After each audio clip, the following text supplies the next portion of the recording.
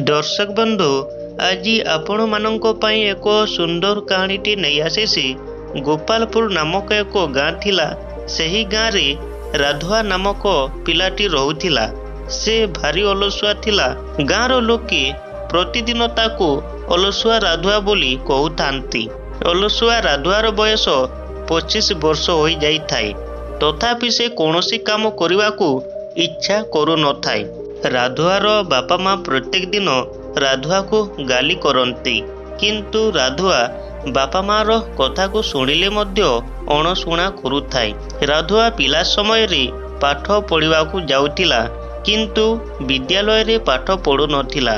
राधुआंक बापा बोलिया कहिले, मु तोते विद्यालय रे नाम लेखाइतिली, भावितिली मो पुओ पाठ पढ़िबो, बड़ मनीष हेबो, मोर ना रखिबो, आम गाँर ना रखिबो, किंतु मो ना को रखी पारिलु नाही कि आम गाँर ना को मध्य रखी पारिलु नाही। ओलटा मते लोके कहउचंती जे अमक बाबूर पुओ अलसुआ हो जाइसी, काम चोर हो जाइसी, पाठ चोर हो जाइसी बोली एमिति लोके मते मो पछपटरे कहउचंती।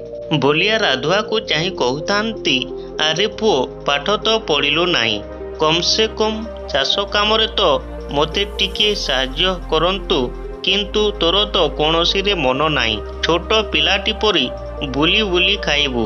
बापा माँ दिन राति पर घर रे पर बिल रे खटिबे, आउ युवक पुओ घरे बसी बसी खाइबो। ए जाए तोर बुद्धि होई पारिला नाही। एमिति कहूतिबा बेले राधुआर माँ मालती कहिले, केते आउ पुओ को गाली देवो।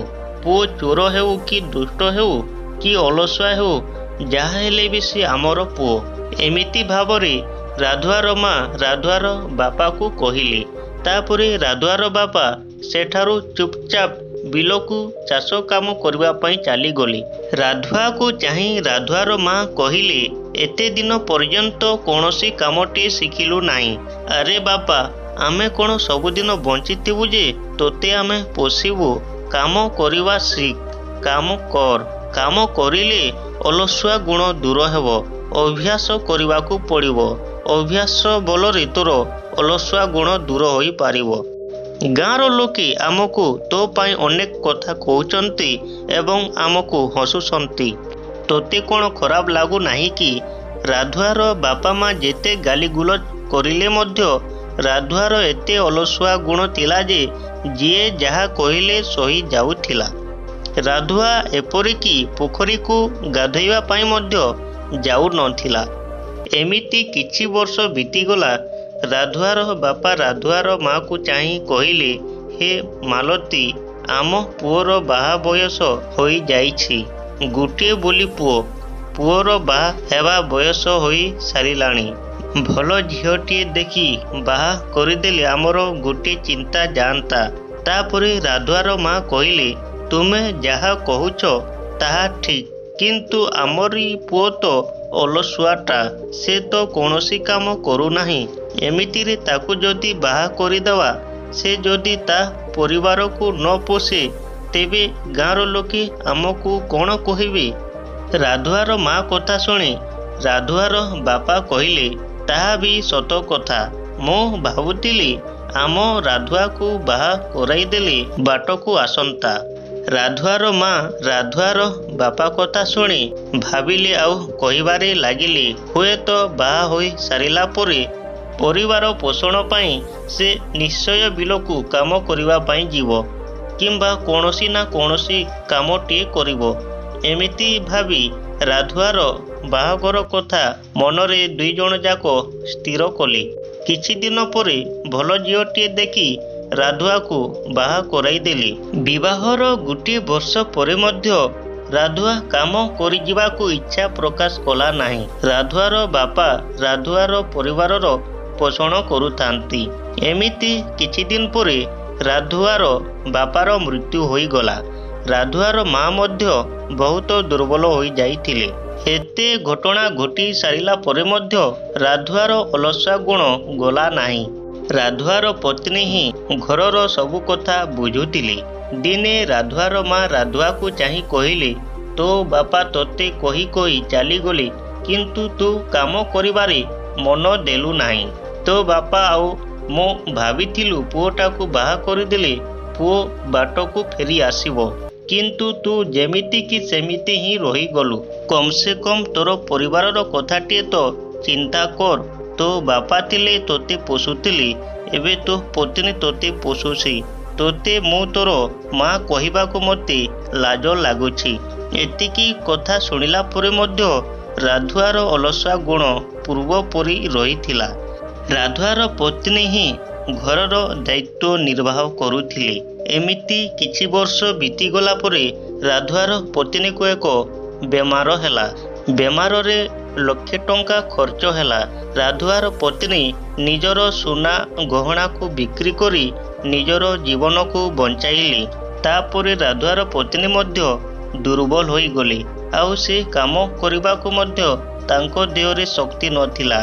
ରାଧୁଆର 2ଟି ପୁଅ ଥିଲା। ଘରକୁ ଚଲେଇବା ପାଇଁ କେହି ନାହାନ୍ତି ଏମିତି ରାଧୁଆର ମା ମନରେ ଭାବୁଥାନ୍ତି। ଯିଏ ଅଛି ସେ ତ ଅଳସୁଆ, ଯେତେ ଗାଲି କଲେ ମଧ୍ୟ ତାହା ନିଷ୍ଫଳ ହୋଇଯାଉଛି। ଥରେ ରାଧୁଆଙ୍କ ପତ୍ନୀଙ୍କୁ ଜ୍ୱର ଆଣିଲା। ରାଧୁଆଙ୍କ ପତ୍ନୀ ରାଧୁଆକୁ ଚାହିଁ କହିଲେ, ଟିକିଏ ଶୁଣିଲ, ମୋତେ ଜ୍ୱର ହେଉଛି, ବୈଦ୍ୟ ପାଖରୁ ଔଷଧ ଆଣିକି ଟିକେ ଆସ। ରାଧୁଆ ଔଷଧ ଆଣିଯିବା ପରିବର୍ତ୍ତେ ତୁମର ପାଦ ନାହିଁ କି ଏମିତି କହିଲା। ରାଧୁଆର କଥା ଶୁଣି ରାଧୁଆର ପତ୍ନୀ ଲକ୍ଷ୍ମୀ ଶେଷରେ ରାଗି ଯାଇ କହିଲେ, 2ଟା ଛୁଆର ବାପା ହୋଇଗଲ, ଏ ଯାଏଁ ତୁମର ଅଳସୁଆ ଗୁଣ ଗଲା ନାହିଁ। ତୁମେ ମଣିଷ କି ପଶୁ? ପ୍ରଥମେ ତ ବାପାର ପଇସାରେ ତୁମର ଦିନ ଗଲା, ତାପରେ ମୁଁ କାମ କରି ତୁମକୁ ପୋଷିଲି। ଆଜି ମୋତେ ଜ୍ୱର ହେଲା, ଔଷଧ ଆଣିବା ପାଇଁ କହିଲା ବେଳକୁ ଔଷଧ ଆଣିବାକୁ ମଧ୍ୟ ତୁମର ମନ ନାହିଁ। ଯିଏ ନିଜ ପାଇଁ ନିଜର ପରିବାର ପାଇଁ କିଛି କରି ନପାରେ ସେ ପରିବାର ପାଇଁ ଏକ ବୋଝ। କେବଳ ପରିବାର ପାଇଁ ନୁହଁ, ସେ ସମାଜ ପାଇଁ ମଧ୍ୟ ଏକ ବୋଝ, ସେ ଦେଶ ପାଇଁ ଏକ ବୋଝ। ଏମିତି ମଣିଷ ବଞ୍ଚିଥିଲେ କେତେ ଆଉ ମରିଗଲେ କେତେ।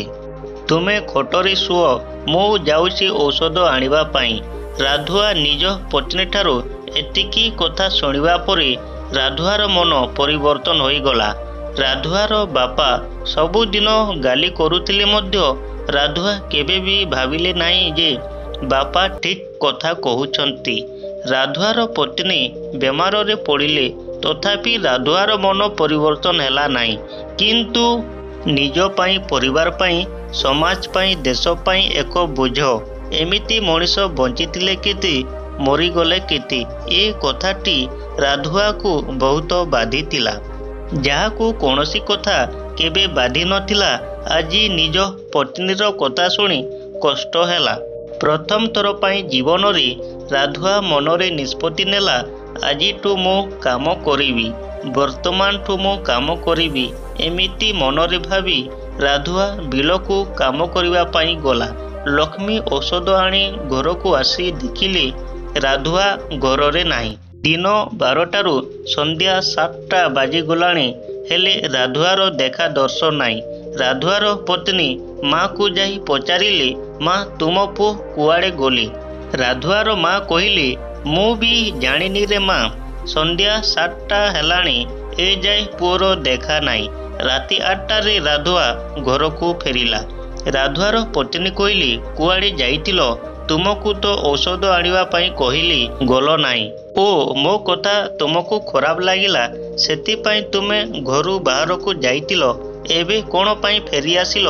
ପ୍ରଥମ ଥର ପାଇଁ ରାଧୁଆ କହିଲେ, ମୁଁ ଏକ ମୂର୍ଖ, ମୁଁ ଏକ ଅଳସୁଆ ମଣିଷ ଥିଲି, କିନ୍ତୁ ମୋର ଅଳସୁଆ ଗୁଣ ଆଉ ମୋ ଦେହରେ ନାହିଁ। ମୁଁ ଆଜି ଚାଷ କାମ କରିବା ପାଇଁ ବିଲକୁ ଯାଇଥିଲି। ଏତିକି କଥା ରାଧୁଆର ମା ଶୁଣିଲା ପରେ ଆଚମ୍ବିତ ହୋଇପଡ଼ି କହିଲେ, ହେ ଭଗବାନ, ଏତେ ଦିନ ପରେ ମୋ ପୁଅର ସଦ୍ବୁଦ୍ଧି ହେଲା। ତାପରେ ରାଧୁଆର ପତ୍ନୀ ମଧ୍ୟ ରାଧୁଆର ପ୍ରଶଂସା କରିବାରେ ଲାଗିଲେ। ରାଧୁଆ ପ୍ରତିଦିନ ବିଲକୁ ଚାଷ କାମ କରିବା ପାଇଁ ଗଲେ। ଯେଉଁ ମଣିଷମାନେ ପୂର୍ବରୁ ରାଧୁଆକୁ ନିନ୍ଦା କରୁଥିଲେ, ସେହି ମଣିଷମାନେ ସମୟକ୍ରମେ ରାଧୁଆକୁ ପ୍ରଶଂସା କରିବାରେ ଲାଗିଲେ। ରାଧୁଆର ମା ରାଧୁଆକୁ ଚାହିଁ କହିଲେ, ଜୀବନରେ ମୋର ଗୋଟିଏ କଥା ମନେ ରଖିବୁ, ଦୁନିଆରେ କେହି ବି ନିଜର ନୁହେଁ, କେବଳ କର୍ମ ହିଁ ନିଜର। କର୍ମ ନ କରିବା ପର୍ଯ୍ୟନ୍ତ କେହି ବି ତୋ ମୁଖକୁ ଚାହିଁବାକୁ ମଧ୍ୟ ପସନ୍ଦ କରିବେ ନାହିଁ। ସମସ୍ତେ ତୋର ନିନ୍ଦା କରିବାକୁ ଲାଗିବେ। ଜୀବନରେ କର୍ମ ହିଁ ମଣିଷର ସବୁ କିଛି। କର୍ମ ବିନା ମଣିଷକୁ କିଛି ବି ମିଳେ ନାହିଁ। ଯାହା ବି ହେଉ ତୋର ଅଳସୁଆ ଗୁଣ ଦୂର ହେଲା। କେତେ ଗାଲି ତୋ ବାପା ଆଉ ମୁଁ ତୋତେ ଦେଇଛୁ, ତଥାପି ତୁ ସୁଧୁରି ପାରିଲୁ ନାହିଁ। କିନ୍ତୁ ଆଜି ତୁ କର୍ମବୀର ହୋଇଯାଇଛୁ। ଲୋକମାନେ କୁହନ୍ତି କର୍ମ ହିଁ ଭଗବାନ। କର୍ମ ନ କରିଲେ ଭଗବାନ ମଧ୍ୟ ମଣିଷକୁ ସାହାଯ୍ୟ କରନ୍ତି ନାହିଁ। ଏତିକି କଥା ଶୁଣିଲା ପରେ ରାଧୁଆ କହିଲା, ହେ ମା, ଆଉ ତୁ ଚିନ୍ତା କର ନାହିଁ। ପରିବାର ଦାୟିତ୍ୱ ସବୁ ଏବେ ମୋର। ଦର୍ଶକ ବନ୍ଧୁ, ମଣିଷ ଜୀବନରେ ଅନେକ ଲୋକ ଅନେକ କଥା କହିଥାନ୍ତି, କିନ୍ତୁ ଖରାପ ଲାଗିନଥାଏ। ଏମିତି ସମୟ ଆସେ ହଜାର ହଜାର ଖରାପ କଥା ସହିଗଲେ ମଧ୍ୟ ଗୋଟିଏ କଥା ମନକୁ ଏତେ କଷ୍ଟ ଦିଏ ଯେ ମଣିଷର ମନ ହିଁ ପରିବର୍ତ୍ତନ ହୋଇଯାଇଥାଏ। ଜୀବନରେ କଟୁ ବାକ୍ୟର ମଧ୍ୟ ଆବଶ୍ୟକତା ରହିଛି। କଟୁ ବାକ୍ୟ ହିଁ ମଣିଷକୁ ସିଧା ବାଟକୁ ଆଣେ। ଯଦି ଆମର ଏହି ସୁନ୍ଦର କାହାଣୀଟି ଆପଣମାନଙ୍କୁ ପସନ୍ଦ ଆସିଥାଏ, ତେବେ ଭିଡ଼ିଓକୁ ଲାଇକ୍, ସେୟାର ଏବଂ କମେଣ୍ଟ ମାଧ୍ୟମରେ ନିଜର ମତାମତ ଦେବେ। ଏବଂ ପ୍ରଥମ ଥର ପାଇଁ ଯଦି ଆମର ଚ୍ୟାନେଲକୁ ଆପଣମାନେ ଭିଜିଟ୍ କରୁଥାନ୍ତି, ତେବେ ଆମର ଚ୍ୟାନେଲକୁ ସବସ୍କ୍ରାଇବ୍ କରିବାକୁ ମଧ୍ୟ ଭୁଲିବେ ନାହିଁ। ରହୁଛୁ ଆଜି ପାଇଁ ଏତିକି। ଆଗାମୀ ଅଧ୍ୟାୟରେ ଆମେ ଏକ ସୁନ୍ଦର କାହାଣୀଟି ଆପଣମାନଙ୍କ ପାଇଁ ଆଣିବୁ, ଯାହାକି ଆପଣମାନଙ୍କ ପାଇଁ ଶିକ୍ଷଣୀୟ ଏବଂ ଗ୍ରହଣୀୟ ହେବ। ପୁନର୍ବାର ରହୁଛୁ। ଭଗବାନ ସମସ୍ତଙ୍କର କଲ୍ୟାଣ କରନ୍ତୁ। ଭଗବାନ ସମସ୍ତଙ୍କୁ ସଦ୍ବୁଦ୍ଧି ଦିଅନ୍ତୁ। ଧନ୍ୟବାଦ।